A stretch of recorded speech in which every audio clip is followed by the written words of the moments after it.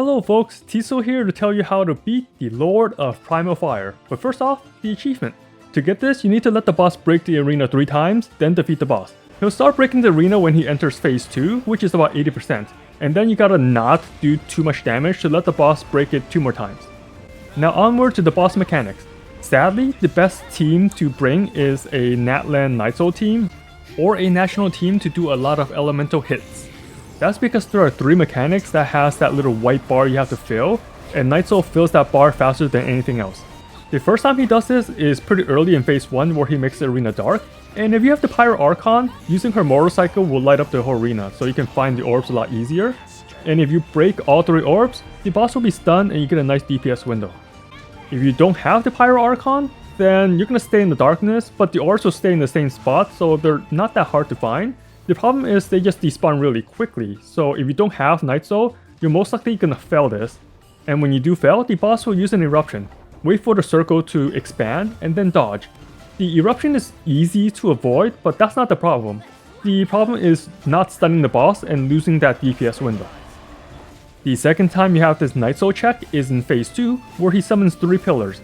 These 3 are very tanky and it takes a lot of elemental hits to break them. You also take constant damage from the stage the entire time. If you do break all 3, you get to stun the boss again and have a nice DPS window. If you fail, the boss will do this giant meteor attack that will do a lot of damage and bypass shields. The best way to avoid damage is to use the iframes from your ultimate and time it after the meteor hits the stage.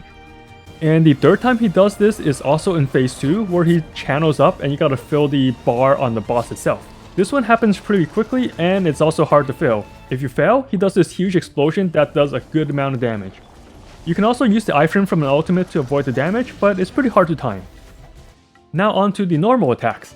At the beginning, run towards the boss as fast as you can, because you will bait his sword attack, which is really easy to dodge.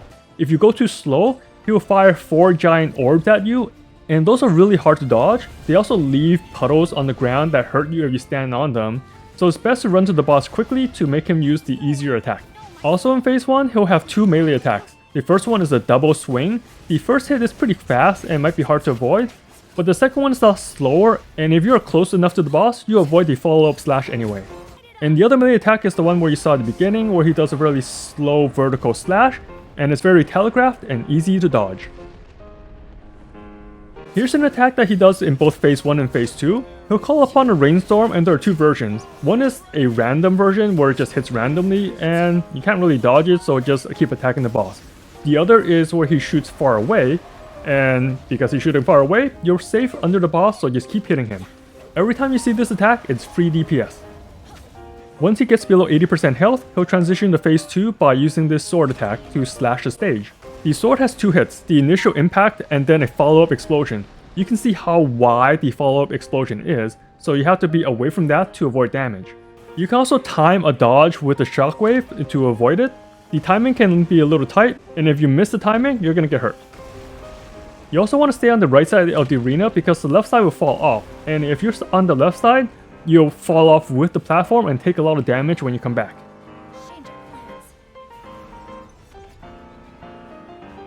He also has 3 new melee attacks in phase 2. One is this double dagger plunge. He'll shine both daggers and then plunge both into the ground. It is best to stay away to make him lunge closer to the middle of the stage. That way after he plunges, you can run to him and hit his body. The annoying part about phase 2 is the boss flying off the stage a lot of the time and you can't really hit it with melee attacks, so baiting him to come closer is ideal.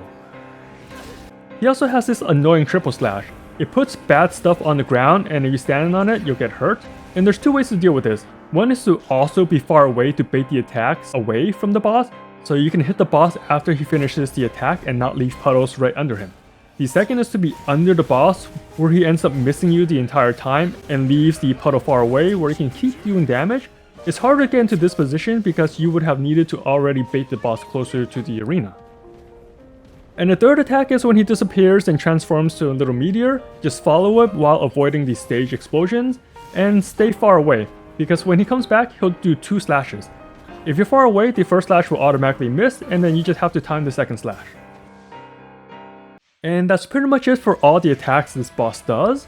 He seems kinda scary, but it's not that bad, especially if you have a Natlan team. As always, I'll do a speed kill at the end with my new Pyro Archon, this time using the Battle Pass Greatsword since I didn't want to pull for her signature weapon. Obviously her signature weapon is the best in slot, but I'm still trying to save my Primogems for emergencies. Anyway, I hope this guide helps you defeat the weekly boss to farm his materials, and as always, have fun out there, traveler.